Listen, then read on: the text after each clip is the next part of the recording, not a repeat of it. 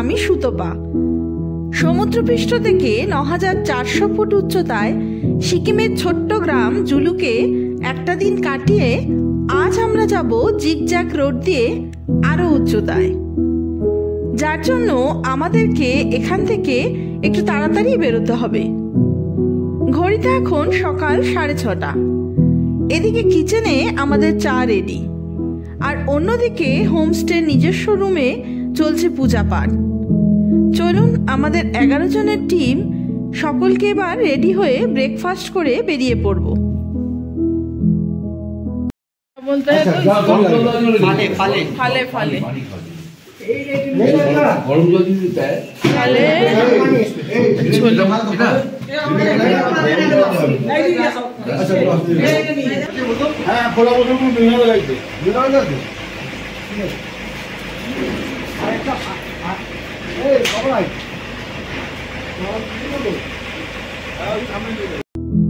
চলুন তাহলে বেরিয়ে পড়া যাক। আমরা রেডি থাকলেও হোমস্টেতে ব্রেকফাস্ট দিতে দেরি হওয়ায় ঘড়িতে এখন 8:20। নিচে জুলুক গ্রামকে দেখতে পাওয়া যাচ্ছে, ছবির মতো মনে হচ্ছে। এখান থেকে জিগজ্যাগ রোড শুরু। এমনিতে কাল থেকে অঝোরে বৃষ্টি, আজ যদিও বৃষ্টি নেই, তবুও চারিদিক মেঘে আচ্ছন্ন আছে। পাহাড়ে অবশ্য সবসময়ই মেঘ রোদ্রের খেলা চলতেই থাকে। জানি না কতটা কি স্পষ্ট দেখতে পাবো জিগজ্যাগ রোড সহ কাঞ্চনজঙ্ঘাকে। জয় বাবা রুদ্রনাথ, জয় শ্রী রুদ্রনাথের জয়।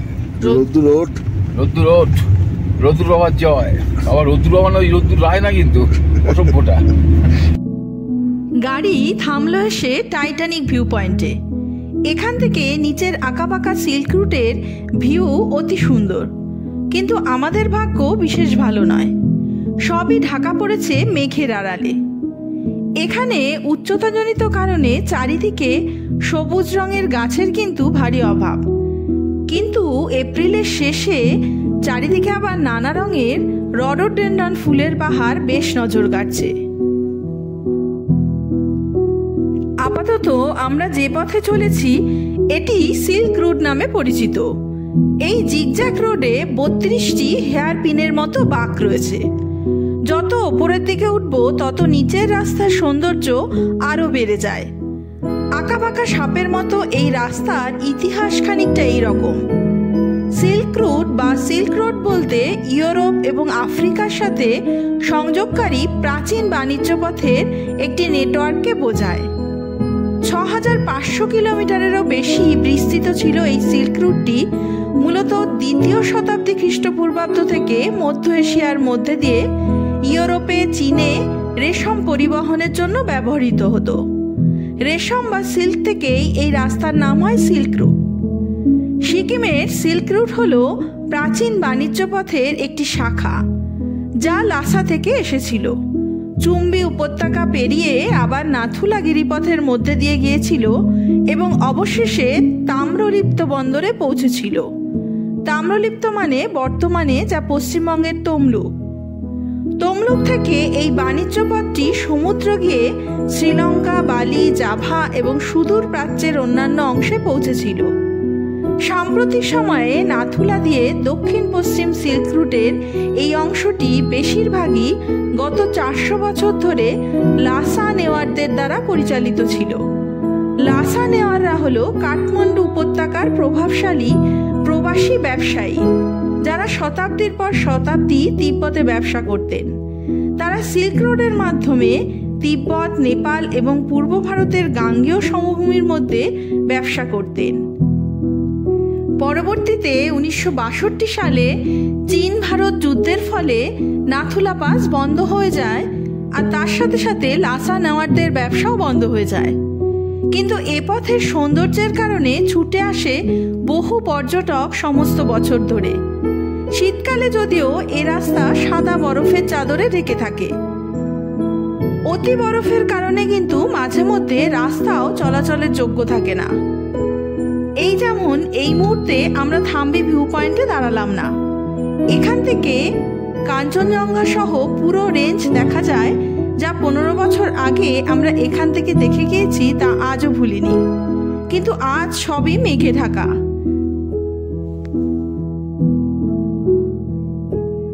গল্প করতে করতে চলে এসেছি সমুদ্রপৃষ্ঠ থেকে প্রায় 13,000 ফিট উচ্চতায়। দূরে দেখা যাচ্ছে সাদা বরফে মোড়া রুক্ষ পাহাড়। যাই বলুন না কেন, পাহাড়ের বাঁকে বাঁকে নানা রঙের সৌন্দর্য ঠিকই, তবে সাদা ধপধপে বরফে ঢাকা চারিপাশ দেখলে তার আনন্দ কিন্তু অন্যরকম। এপ্রিল মাসের শেষে পাহাড়ে ঘুরতে এসে প্রথম বরফ দেখে সবাই গাড়ি থেকে নেমেই পড়েছে।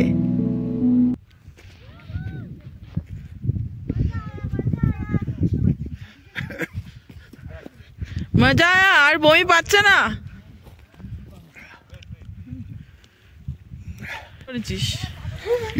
এখন আর বই পাচ্ছে না, শরীরটা ভালোই হয়ে গেছে। না না, জিগজ্যাগ রোডটার জন্য বোধহয় হয়েছিল। শরীরটা ভালো হয়ে গেছে না? তারপর গাড়িটা চেঞ্জ করবি। আর চলুন, বাচ্চারা খানিক মজাতেই বরফ নিয়ে খেলে নিল। এবারে আমরা সামনের দিকে এগোই। সামনের বাঁদিকের রাস্তা চলে গেছে নাথাং ভ্যালি লোকালয়ের দিকে।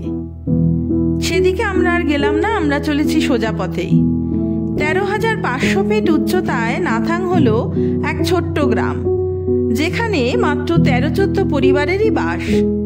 তারই মাঝে ট্যুরিস্টদেরও থাকার ব্যবস্থা আছে।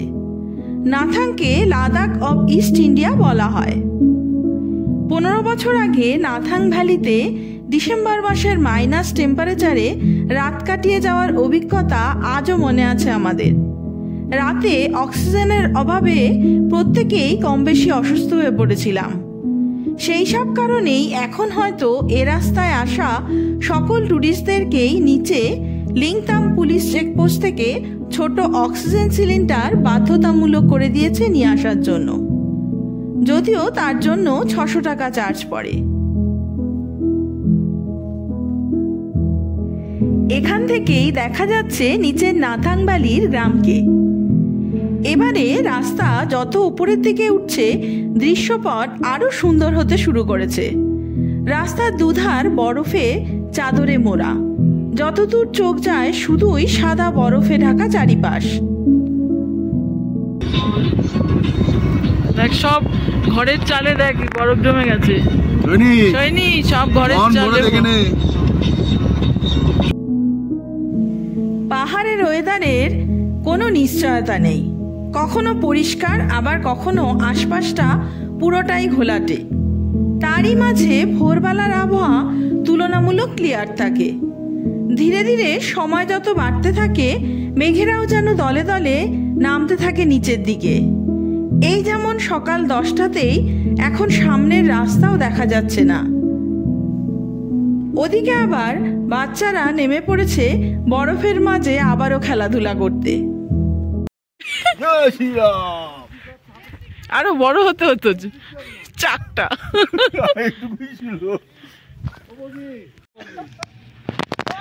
হাত জমে যাবে, ধরে থাকো না। আরে ফলস ধরো।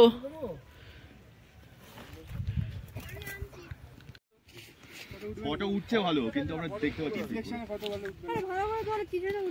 বরফটা যখন তুলছে তখন তোল একটা।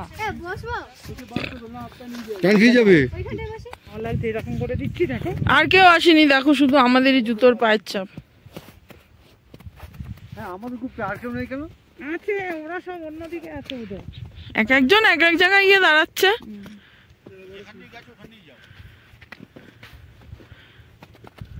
আমাদের ছবিগুলো তুললে আমরা বরফে দাঁড়িয়ে আছি টাছি, সেই বেলায় নেই। ছবিটা আসবে না, বোঝা যাচ্ছে না, বোঝা যাচ্ছে না।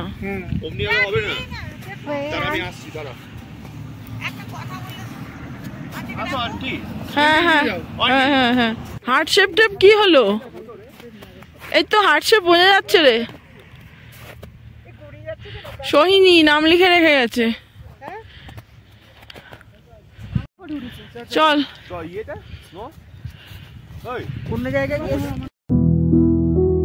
আমাদের আজকের ট্যুর প্ল্যান এখন ওল্ড বাবা মন্দির হয়ে কুপুপ লেক দেখে টুকলা ভ্যালি হয়ে আবারও এই রাস্তাতেই ফেরা। আবহাওয়ার কারণে নেমে জানি না কতটা কি তা হতে পারবে। রাস্তার সামনে কিছুই দেখা যাচ্ছে না, ঘন মেঘে ঢাকা আশপাশ। এ পথে সামরিক বাহিনীর বেস ক্যাম্প ছাড়া চারিদিক জনমানব শূন্য। তাই যে কোনো অসুবিধাতে পড়লে ভারতীয় জওয়ানরাই আপনাকে উদ্ধার করবে, আর তা করেও থাকেন তারা। এবারে আমাদের ট্যুর প্ল্যান বলতে পারেন হাফ সিল্ক রুট ট্যুর, মানে এ পথের অর্ধেক ভ্রমণ করে আবারও আমরা নিচের দিকে ফিরে যাব। কিন্তু ফুল সিল্ক রুট ট্যুরে এ পথেই সোজা গিয়ে আরও বেশ কয়েকটি স্পট দেখে ছাঙ্গুলেক হয়ে সিকিমের রাজধানী গ্যাংটক শহরে ফেরা হয়। তবে এই মুহূর্তে গ্যাংটক শহর থেকে কোনো গাড়ির পারমিট দেওয়া হচ্ছে না এ পথে আসার জন্য, মানে উল্টো দিক থেকে কোনো গাড়ি আসতে পারছে না। কারণ এই কদিন আগেই তুষার ঝড়ের কারণে ওই বেশ কয়েকটি ট্যুরিস্ট গাড়ি উল্টে পড়ে গেছে খাদে, মানে একটা বড়সড়ই দুর্ঘটনা ঘটেছে। রাস্তা বরফ পরিষ্কার না থাকলে বা খারাপ আবহাওয়া থাকলে আমরাও হয়তো বেশি দূর আর এগোবো না। চলুন কথা বলতে বলতে চলে এসেছি ওল্ড বাবা মন্দিরের সামনে। বাবা মন্দির এমনই এক মন্দির যেখানে ঈশ্বরের কোনো বাস নেই। এখানে বাবা হরভজন সিং সারা বছর পূজিত হন, কারণ মনে করা হয় তিনি না থেকেও রয়েছেন। তিনি এখনো পাহারা দিয়ে চলেছেন দেশের সীমান্ত, এমনটাই বিশ্বাস করে ভারতীয় সেনারা। তার স্মরণে এই মন্দির সিকিমে গড়ে উঠেছে, যা পর্যটকদের কাছে জনপ্রিয় হলেও ভারতীয় সেনাদের কাছে এর আলাদা গুরুত্ব রয়েছে। মন্দিরের পাশেই রয়েছে একটি মিউজিয়াম। প্রসাদ দিচ্ছে সবাইকে।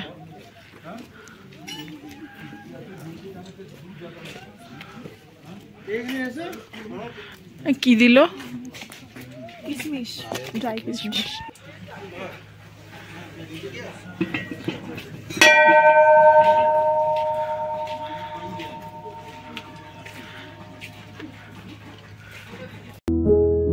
চারিদিকে বরফের পাহাড়ের মাঝে মন্দিরটি কিন্তু বেশ উঁচুতেই।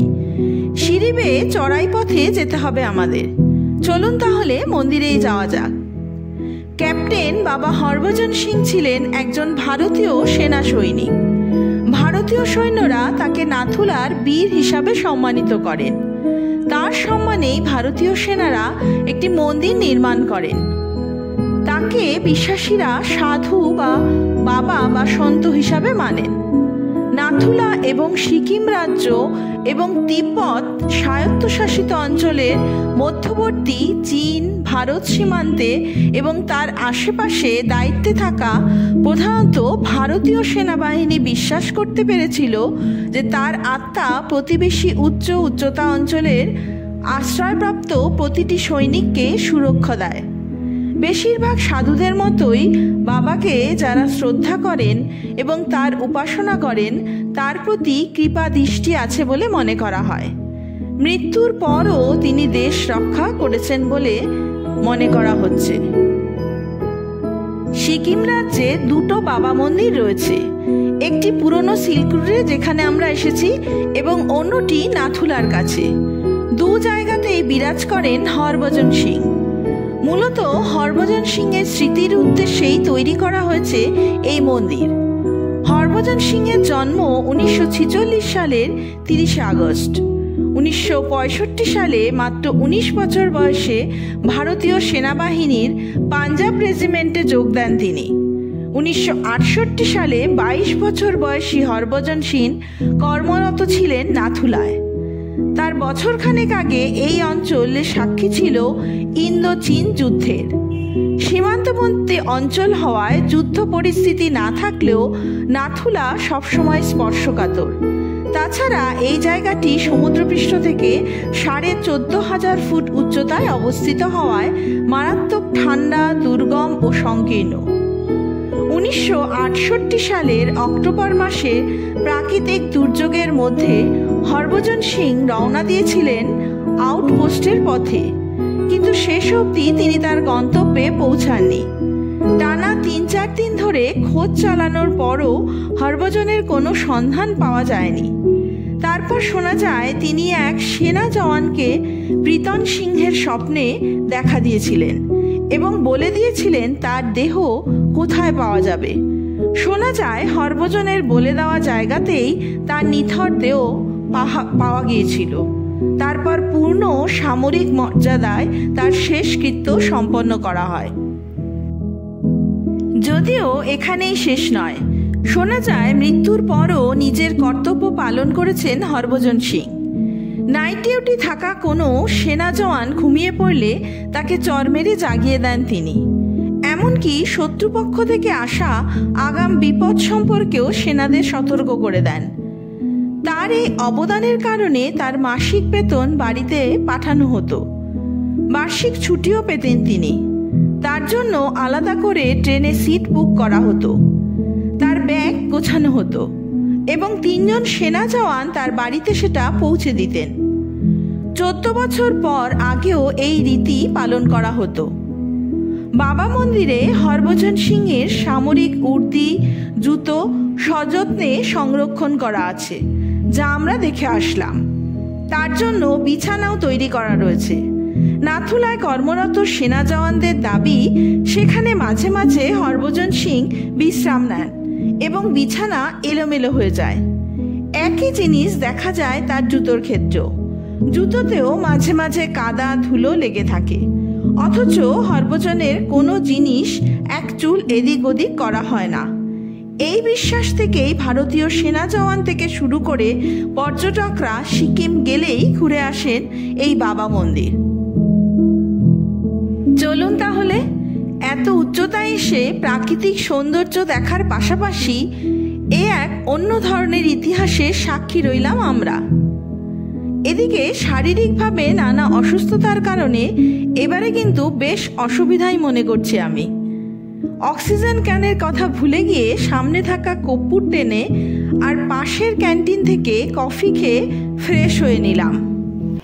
বলো ভাইয়া প্রসাদ।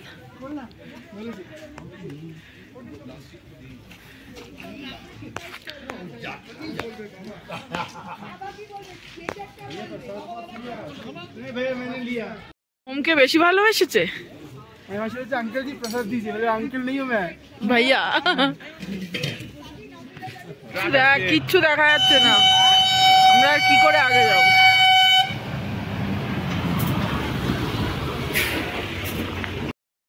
आग लगा दिया, आग लगा दिया। এবার কি খাওয়াবি বোনকে? একটু আগে মোমো। তাহলে আমরা আরো পিছন দিকে আবার যাচ্ছি, তাই তো? হয়ে গেল? হ্যাঁ হয়ে গেল, পিছন দিকে যাচ্ছি। আবার সেই আগের ওয়েদার খারাপ তো, কি করবো আগে কি আর। চলুন একরাশ মন খারাপ নিয়ে আবারও একই পথে নিচের দিকে ফিরবো আমরা এবার, কারণ রাস্তা আর আবহাওয়ার কারণে আমাদের আর যাওয়া হলো না কুপু লেক। যদিও আগে আমার সিল্ক রুট ট্যুর ডিসেম্বর মাসে হলেও এ পথের সমস্তটাই ঘুরে আসা হয়েছিল। এ পথ হয়েই সেবার আমরা গ্যাংটক পৌঁছেছিলাম, যা পিছনের দিকে ফেলে এসেছি। কি আর করা, তবে চারিদিকে এমন বরফের আস্তরণ যে তার মাঝে কালো পিচের রাস্তা আঁকাবাঁকা দিয়ে যে চলছি, তাতে এমনিতেই আমাদের মন ভালো হয়ে গেল সবার। খানিক বাদে আবারও দাঁড়িয়ে পড়লাম বরফের মাঝে। এ পথে আসতে দুটো গাড়িতেই অক্সিজেন ক্যান কিনতে হয়েছিল আগেই। এবারে ড্রাইভার চুসাং প্রথমে তা ব্যবহার করছে। আমাদেরও মনে হলো এত হাঁটাহাঁটি কথা বলতে গিয়ে যেটুকু অসুবিধা মনে হচ্ছে, তাতে একবার করে অক্সিজেন টেনে নিলে হয়তো ভালো লাগবে। তাই প্রয়োজনে না হলেও নেহাতি পরীক্ষা নিরীক্ষা করার জন্য আমরা দুজনেই একবার করে ব্যবহার করে দেখলাম অক্সিজেন।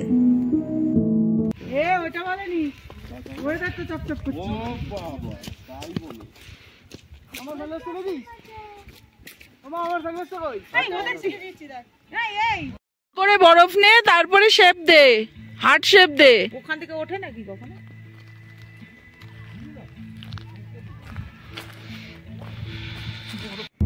সীমান্তবর্তী অঞ্চল হওয়ায় এখানে দুটো সময় দেখাচ্ছে, একটা কলকাতার টাইম 10টা 26 আর আরেকটা সিকিমের 10টা 11।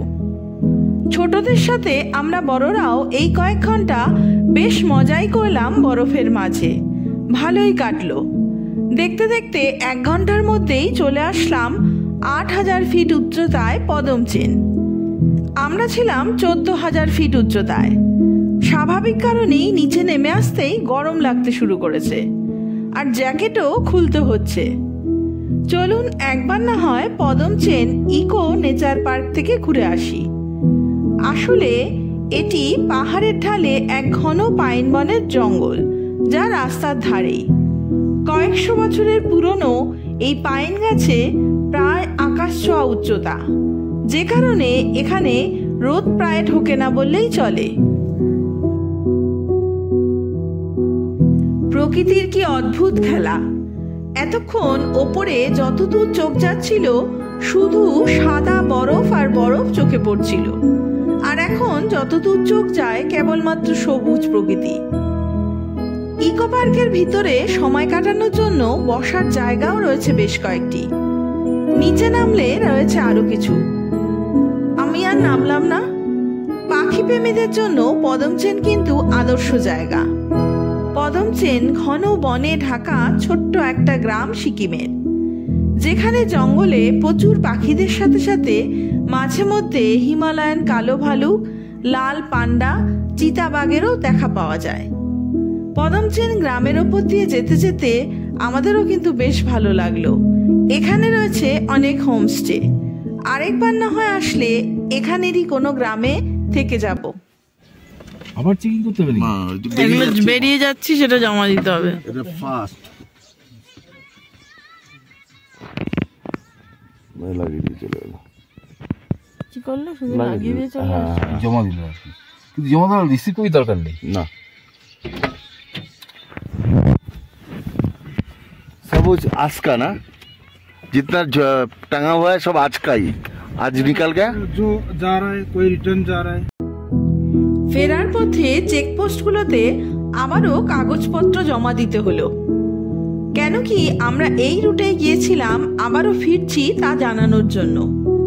ওদিকে সোহিনী ঘুমিয়ে ঘুমিয়ে পৌঁছে গেল কিউখোলা ওয়াটারফলসের সামনে, যার আরেক নাম আবার কালীখোলা।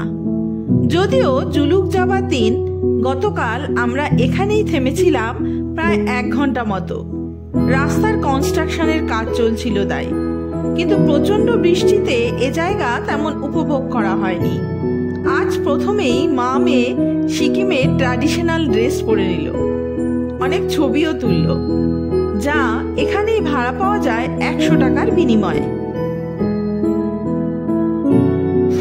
দিদি একটা ভিডিও হবে যে তোদের জিপ লাইন এ কত কি রেট আছে? জিপ লাইনে 200 করে। এটা ইস্ট সিকিমের সবচেয়ে লম্বা, সবচেয়ে উঁচা এটা হয়। আর সেফটি নেটও শুধু এটাই জিপ লাইনে আছে, আর কোথায়ও গ্যাংটকে পাবেন না। আর ওই সাইক্লিং, রক ক্লাইম্বিং কনস্ট্রাকশনে আছে। 4 মাস পরে আবার আসবেন, অ্যাডভেঞ্চার জোন হয়ে যাবে। ঠিক আছে, আপাতত জিপ লাইনই হয়, তাই তো? এখন শুধু জিপ লাইনিং আর ট্র্যাডিশনাল ড্রেস আছে।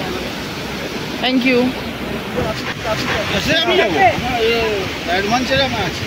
একটু দেখেন, এক গ্রুপ গিয়েছে এখন, ইসলামপুর থেকে আসলো এই গ্রুপটা।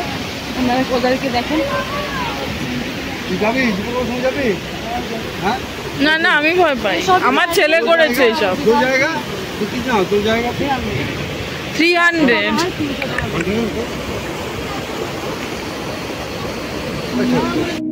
জিপ লাইনিং এর অ্যাডভেঞ্চার করতে এখন অনেক সময় লেগে যাবে, কারণ এই মুহূর্তে একটি ফ্যামিলির রাইড চলছে। আমাদেরকে অপেক্ষা করতে হবে, ওদিকে যেতে হবে আমাদের আরেক জায়গায়। আজ তবে এই পর্যন্তই থাক।